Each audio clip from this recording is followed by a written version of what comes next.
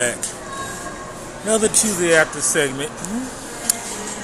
Yeah, some NFL thoughts. Chilling. Couple with 11 days for Christmas, and NFL's week 14. We had some interesting things happen.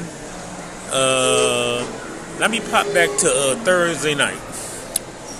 The last two teams the Lions didn't lose to, Minnesota and Pittsburgh, played each other, and it looked like literally Pittsburgh was going to get blown out the building, literally like almost 3 quarters. They made a furious comeback, got the ball down the field and moving it, and all of a sudden one of their receivers make a first down catch. Literally, he makes a first down catch and say, okay, he does a first down celebration. Problem is, it's like 30 seconds left on the clock. The clock is running. You got to go spike the ball. He's over there, hey, first down and doing all this. And I'm just like, what the heck? Number one, unless he was literally a super all-pro, and most receivers in New England wasn't, Belichick would have cut that guy on the spot. Come on, Tomlin, you got to make the move. Got to get rid of these guys. That's just a bonehead. That's just a no-no. That's not a mistake. That's just selfishness. That's destroy your team. No, he needed to be cut immediately. Number two,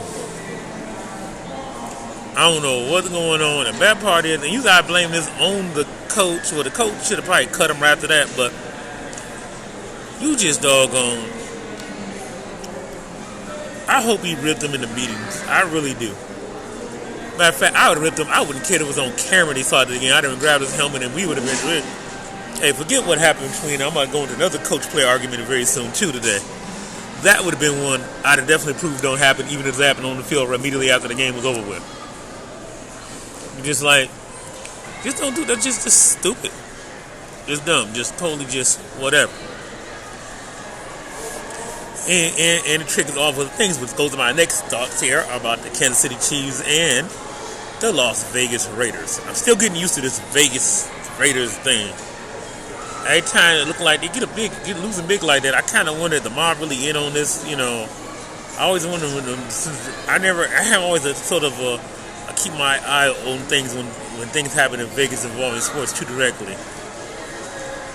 I still kind of wonder about UNLV back in the day. I know you're thinking of guys off the top of my head. And then, I'm looking at, you got the Golden Knights there, all of a sudden they're in the Stanley Cup Finals first season with even they got good players.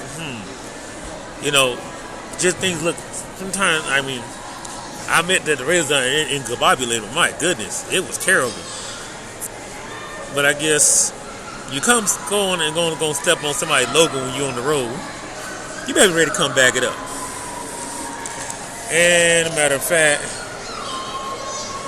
I gotta look up something real quick here. I think I'm gonna look up. Let's see. We're gonna do a quick Google here. These are on live, but I figure let's see. What happened in the game with Devin Bush against Michigan?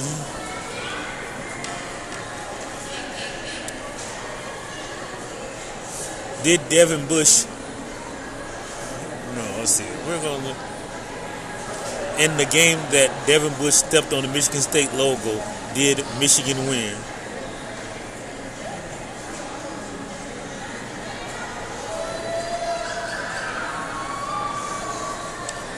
Michigan State 2018.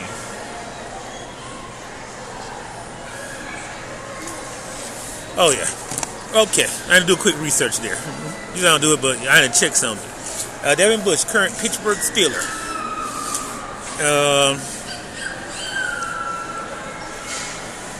He actually stepped on logo at the Michigan State game.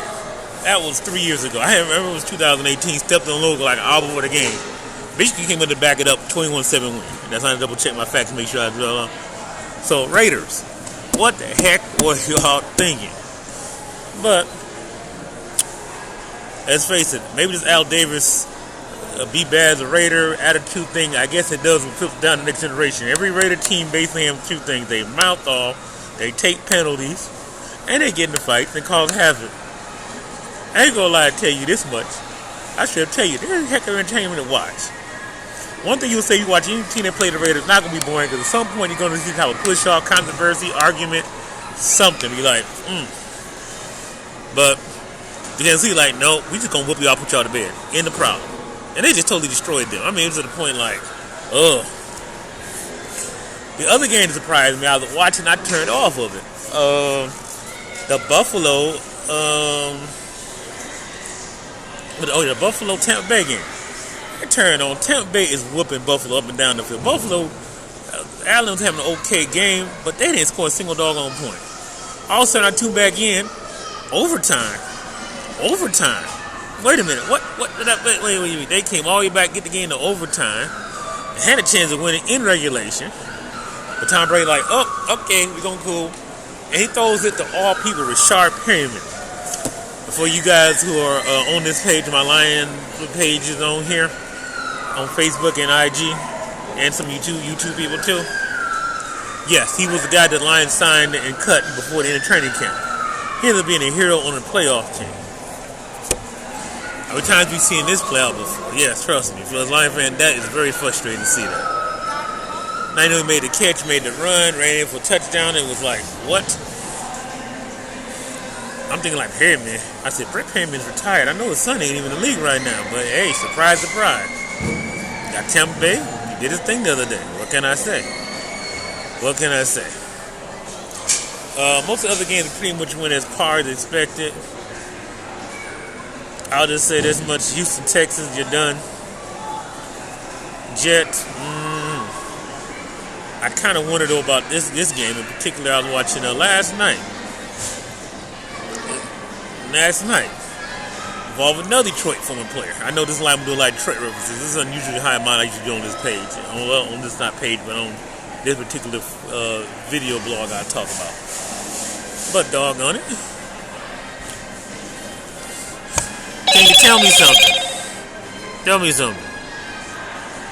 Matthew Stafford, they like to call him Stafford, but I hear all the jokes and still. I got mad respect for the brother. He's here 12 years, and he didn't have the best playoff record. Well, they didn't win a playoff game. He didn't have the best big game record either. Somehow last night, goes out and lead wire to wire. You literally read wire to wire, or literally almost wire to wire, but pretty much handled and controlled the Arizona Cardinals. You tell me all day they got 3 basically pass rush specialists, and you can't get enough heat on the quarterback to disrupt them a little bit. Come on, fellas. Come on.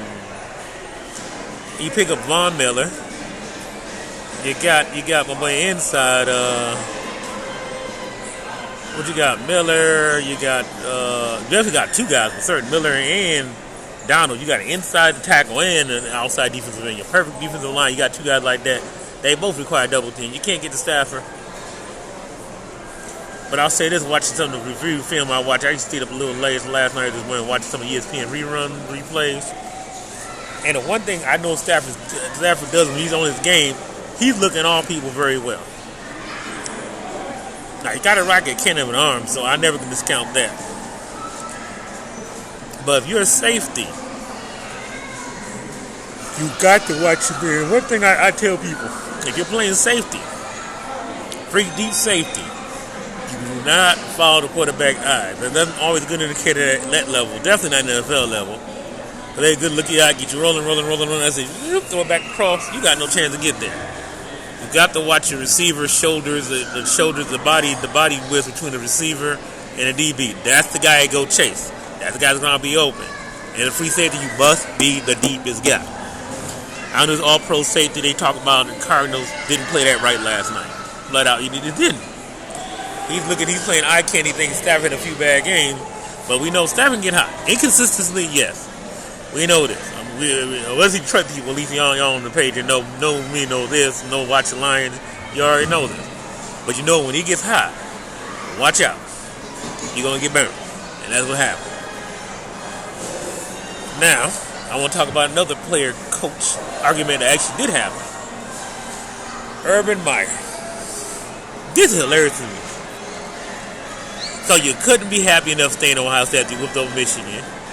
Then you call TV and you say, hey, looking good on TV. You know what? Oh, this new quarterback is coming out in the draft. He's going to be our number 1 pick, and, he's looking pretty good. You know what? I might just take this Jacksonville job, see how I do with it. Okay. I don't give a crap what any of y'all say about Dan Campbell. Point blank. But dude, Dan Campbell has some value. He's not gonna be out getting lap dances to somebody 25, 30 years younger than him at 3 o'clock in the morning while his team's on a losing streak. Number one. Number two, how in the world he gonna go argue with Marvin Jones? Yes, another former Detroit Lion reference. Seems like this seems to be a theme of this video, isn't it? From Detroit Lion players. Yes, here we go again. Marvin Jones. We barely heard a peep about him in Detroit. How did he go head to head with the college coach? And I'm gonna tell you what happened here. Yes, I still call him my college coach. It was my bad. He's an NFL so-called coach, but we'll get back to that in a minute. Oh, actually, no, I'm not addressing right now. Why is he? What is he arguing with Urban Meyer for? Well, see, the thing is, then I know Urban Meyer calls out the resumes of his assistant coaches. Dude, you hired these guys, huh? How you gonna talk about somebody's resume that you hired? You gonna challenge the resume of the guy? Maybe we should question your resume. I mean, yeah, you beat Michigan quite a few times at Ohio State. Bravo, I'll give you that. I'll give you that. I'll give you that one up on that. But what to avail to what? Made sense to what? What was the purpose of? Didn't help you avail so far, has he? You got Trevor Lawrence supposed to be the hot shot QB, and I think Trevor Lawrence in time he'll be fine. I've seen a couple games he played this year, and his rookie growing pain. Very rare rookie comes in and handles stuff. The only way that happens usually is the guy's playing unbelievable mentally and kept in a very tight system. So like Bill Belichick, the GM's over there, man, Belichick. I think I remember the correct New England New England had a bye week this week. But man, I am impressed with Bill Belichick. I still sit up here. You got a rookie quarterback, and you're up top of the standings in the conference with a rookie quarterback straight up out of college. At a college not even knowing the last quarterback they produced was what, like literally and figuratively 55 years ago. Literally like a Joe Namath. I mean, I gotta give him props. Now back to the not so smart coach. Oh yeah, this is fun. I've been waiting to jump on Meyer for a long time on these here. I haven't had nothing to get him on since he done whooped on Michigan so bad. But see, the thing is, you can't, when you come in and be a college coach, and see, well, NFL guys, I know it's not correlated, but I think your college coach is going to go coach in the NFL. I think your best bet is to sit down with the one and only truly Detroit 2004 championship coach. What's my man's name? Oh. You need to sit down with my one and only coach, Larry Brown. You know why? Because all the coaches, he's the one coach that won in college and the pros. True, it might be not the same sport, but the mindset. See, the thing is, you're talking Marvin Jones, okay? He's married, he's got kids, he's got his own family too. You know, you can't talk to him like he's your 10-year-old little leaguer. That just ain't gonna fly. That's just not gonna fly. And this is not Braxton Miller at Ohio State. After he threw a bad pass and a fumble or something. Dude that made millions of dollars in the He done made more than you have already because you was getting started. And he plays hard. He has good receiving skills, and then on top of that, you put your bench your best running back for probably his first fumble the whole season. Your quarterback had to talk you to get him back in the game because he needs running back. Urban Meyer, this is not Ohio State. Urban Meyer, go back to the broadcast booth. You'll probably be back there in a few weeks anyway. Because I think, I'm being honest with you. He can win out the rest of these games. I think he's still getting fired. It's just too much problems down there. It's just too much problem. You don't hear this in Detroit locker room, right? We only got one win and a tie, but you don't hear this in Detroit locker room. But boy, well, me and go back to Ohio State. I think I heard Ryan Day might be getting the Chicago Bear job. I thought it was going to be horrible. I think Michigan going to writing that check soon. So maybe Ryan Day leaves. Maybe you go back to Ohio State. Go back to where you think. But this time, trust me, things going to be different getting down there. They definitely will be different. There's a whole new sheriff in town. This ain't the same Harbaugh you left. So you might want to get straight up in the NFL. You might want to do some apologizing to players. Put your ego down. Look, I give you props. You're pulling young girls when you're out at night, but you're married though, which makes it even worse. Better than that. So I can't give you props. You just a total knucklehead. I think the NFL ego done gone to your head, man. You're a first-year coach on a franchise that has a losing team. You're a first-year coach on a franchise that has a losing team with a rookie quarterback. You got work to do. You don't sit there and argue his best receiver, your team's best receiver, and your Benjamin running back because of what? You're going to punish him for a fumble. It happens. Football. It happens every now and then. I mean, I understand if he was getting the case of fumbleitis like Mon Green used to back in Green Bay back in the day, but, yes, I know I usually don't do this, but yes, I'm piling on mine. You're a knucklehead, you're done, you shouldn't be coaching the NFL. Heck, when I send stuff, I say you do. I don't want you coaching high school anywhere. And if you do, don't come to Michigan, please. Stay out of the state. No. Because that's just terrible, man. Just go back to the broadcast booth. Broadcast money much easier. That's why Dungy and Bill Cowher never came back to the NFL. That make it good. They don't make NFL coaching money, but it's close enough. It's like high level coordinator money, but with low level headaches and all that. Just go back to the booth. But John Daly, go back to Ohio State so Michigan whoop up on you at this point. You're done. You're done. Okay. I think I'm about to end this thing like this. This whole playoff race is crazy. You got the NFC, AFC, and you still got, 29 of the 32 teams still in playoff contention. Unfortunately, Detroit Lions is not one of them, doggone. We just got eliminated from that Sunday. But that means it's wide open. And somebody asked me last week, could I pick a favorite? And I sat there and I ain't gonna hold you up. I was stumped on stupid. Because you look at several things. You look at it, Titans are good, but they're not really that good. They don't have a high running back. The Colts are sneaky tough, but they have a quarterback that has an injury history. Kansas City, usually hard to get back around stuff around the third time around. Usually hard to get that third time back in a row. Just takes so long, especially if they added a game or two to the season, especially if they don't get number one seed or have to play an extra playoff game on top of the extra regular season game this year. You're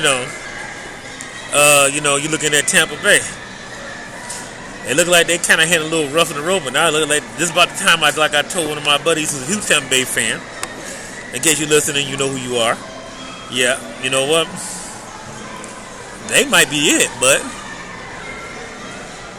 and then Green Bay. But then again, the Rams beat Tampa Bay, but they split against the Cardinals. Cardinals are the number one contending team. But as you can see, with Kyler Murray gets a little bit in the face, he's 5'9". They can't see anything on the field. You got some mobile defensive linemen to keep them contained. It's hard to throw when you can't, and everybody's 6 inches taller than you, and you got to throw in passing lane. So but you got Matt Prater who'll bomb you a 60-yard field goal if you need to in a playoff game. Baltimore, Lamar Jackson looked good, but now he hurt his ankle. Is he be back? Backup guys is he pretty doggone mobile. And y'all got a kicker, of course. He hit the longest field goal ever of all time against, I'm not rehashing that right. What I'm saying is to say this. This week, I think I saw the slate of games. I didn't get a chance to rat through them yet. I'm not going to do it because I'm really longer than normal. But there should be some very good slate of games this week. Probably deciding playoff positioning, maybe not actually answering nothing, like the Steelers. Will that tie help them or hurt them at the end of the day? It might actually end up helping them. Uncle J313, relax. It ain't over with yet. Despite your stupid diva wide receivers. But you never know how this is going to turn out. Right now, it's such a toss-up. And if somebody asked me who's the clear-cut winner, I really couldn't tell them. And usually I watch enough. I watch everything. Baseball, football, basketball, hockey, golf, cricket. Women's volleyball, college volleyball. I think I was watching some regional action and a couple of things. I know I watched Wisconsin once and a couple other schools. So, yeah, I watch a lot of schools. And me to say at this point, I don't know who's going to absolutely just go ahead and blow it up and win it all. It's just too close to call. Matter of fact, if I put it like this, it's so close right now. If you told me to make a call now, I'd have to go to the replay booth and get it reversed. that's my thoughts. I'm done this week. I just had to run on about Urban Meyer. I just had to get it out of my system. I've been waiting a long time for that. Okay, I'm done. See you till next. Well, I'll be doing a college football blog somewhere in the next 48 hours. I'm gonna talk about the bowl games. But other than that, deuces.